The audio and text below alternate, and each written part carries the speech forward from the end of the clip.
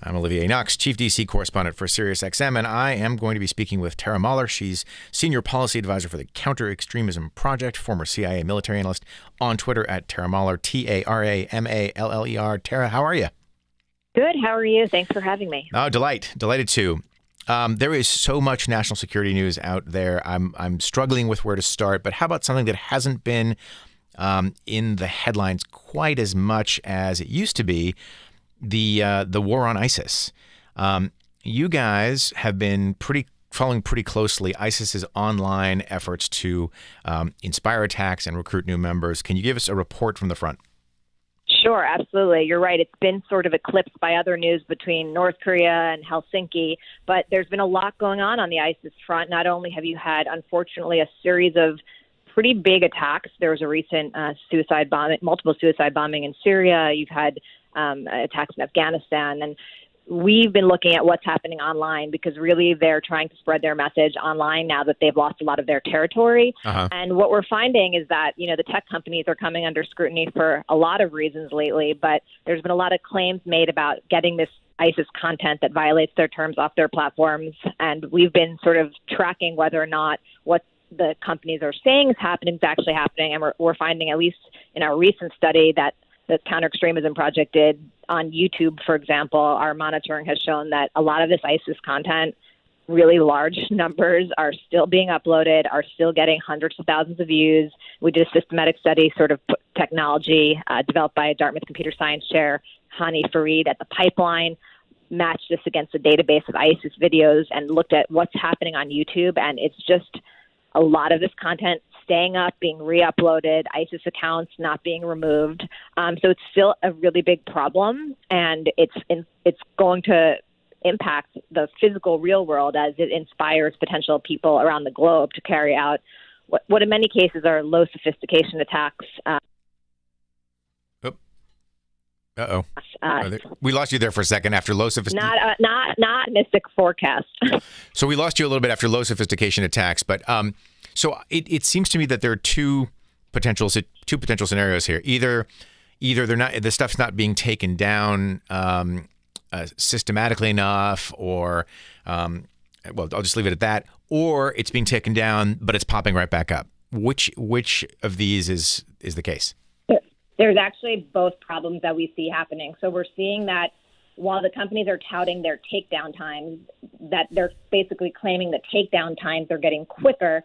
This is actually problematic because there is technology available that can basically prevent the upload of content that keeps recirculating. So we've been pushing them to forget touting these takedown times. And really, once ISIS content is identified, once it's ruled by YouTube as being prohibited on their platform, it ought not ever resurface again. But we've been finding, for example, that 60% of accounts are remaining active even after they've had ISIS content removed for violations. 76% of videos remained on YouTube for short periods of time, a couple of hours, but they still generate tens of thousands of views in that time, which is why you really need to prevent the upload in the first place. And we also found that of the sample that we looked at in 3 months, 91% of the videos were uploaded more than once. And it was about 1,348 ISIS videos in the 3-month period got over 160,000 views. And this is literally just a sample. We just did a 3-month study where, again, we used Dr. Hani Farid, Dartmouth College's technology that he's been working with Counter-Extremism Project on. Basically, it sits at the pipeline of the everything being uploaded to YouTube, and it does a match against identified ISIS content that we've put in a database. So we're not even really getting everything. We're sort of just getting a sample. So, again, tech companies, they have a lot on their plate right now. And I know a lot of people are focused on the Russia meddling and, ad buying and misinformation campaigns. But really all of these issues, they've been coming under fire on Capitol Hill in terms of sort of getting a grasp of what's happening on their platforms and how they're going to be responding and measuring the impact of that response, which is what we're trying to do on the terrorism front. I'm speaking to Tara Mahler. She's Senior Policy Advisor for the Counter-Extremism Project, former CIA military analyst. Tara, I'm intrigued by two things that you've said. One is 91% of these ISIS videos were uploaded more than once.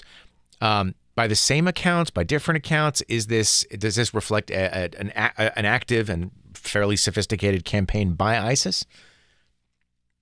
So the 91% in our sample that was uploaded more than once, it can be a combination. In some cases, the same account is putting it back up when the account's not suspended. In other places, it just means we're seeing that, let's say there's an ISIS bomb-making video.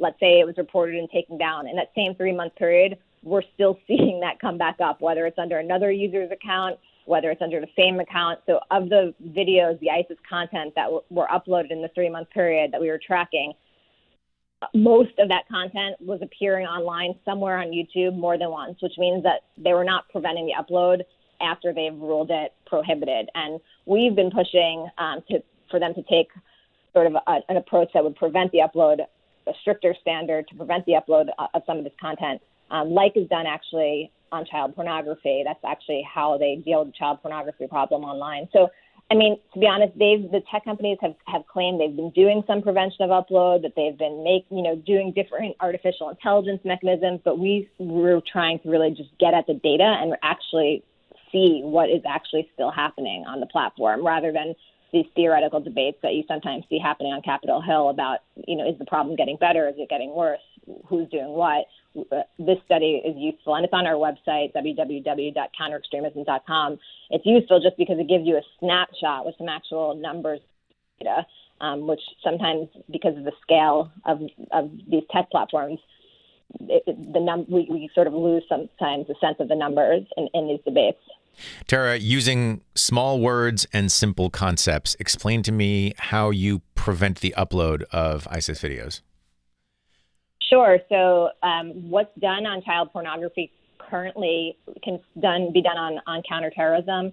And it's really actually a simple mechanism. Twitter, Facebook, and Google all use it for child pornography. There's basically, you create a database and you put the prohibited content in that database. So if you believe there are 100 ISIS videos that should never be on that platform and you put them in the database, the technology, basically all those images have a special unique digital signature, photo DNA, again, developed by Dr. Hani Farid at Dartmouth College, and it's basically just a signature match. So you're not relying on a computer to make decisions about what's terrorist content or what's not. You're basically having a human decide what the prohibited content is, whether it's beheading videos, whether it's ISIS horrific propaganda videos, whatever that designated set is, whether it's 100 videos, 200 videos. I mean, however you sort of set the boundaries, that content, if anyone tries to upload it, if there's a match with the signature and that on the database content, it can't be uploaded. And that's actually on the child pornography side. That database is housed at the National Center for Missing and Exploited Children, and that process has prevented the upload of tens of millions of child pornographic images on these platforms. So we've been pushing for a similar approach on the counterterrorism front, and the tech companies have, made improvements since where we were at, for example, 2 years ago. But as the study shows, there's still a lot of work to be done in the space, and there's still a lot of content. And again, these are their terms of service, their rules. So we're just kind of trying to monitor the enforcement of the rules that they actually have. I mean, YouTube's policies prohibit, I think it's like incitement to terrorism and terrorist content. There's language in their guidelines for being on their platform. Well, Tara, what do you hear back from tech companies? I mean, I assume you're flagging this stuff. What do you hear back from them? What's the explanation for what you guys clearly think is a shortfall here? Yeah, I think you've seen an evolution in the responses. I think you've seen this across a number of issues, actually. So first, it was sort of it wasn't their problem approach. Then as public pressure has built, not just here in the United States, the EU has been actually putting, I'd argue, perhaps more pressure on the tech companies on some of these issues with fines and other measures to get this content down. Now I think there's been progress in that there's an acknowledgement that they need to do more. They've made reforms and changes, and they're at least making rhetorical claims that they're, ramping up their security monitoring teams and all that.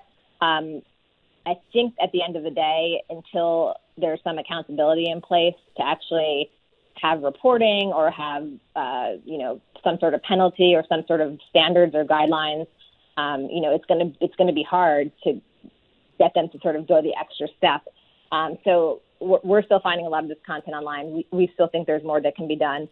I mean, a lot of the responses initially centered around, well, there's a gray area, there is a gray area. What's terrorist content? And our argument has been let's not even stay in the gray area. Let's just go to the sort of worst of the worst content. The stuff we can agree is not allowed on your platform. The stuff that you take down off your platform, let's just start with that and not allow that to be re-uploaded.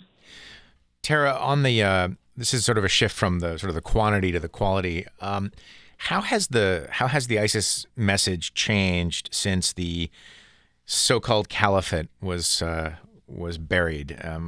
What are their messages now?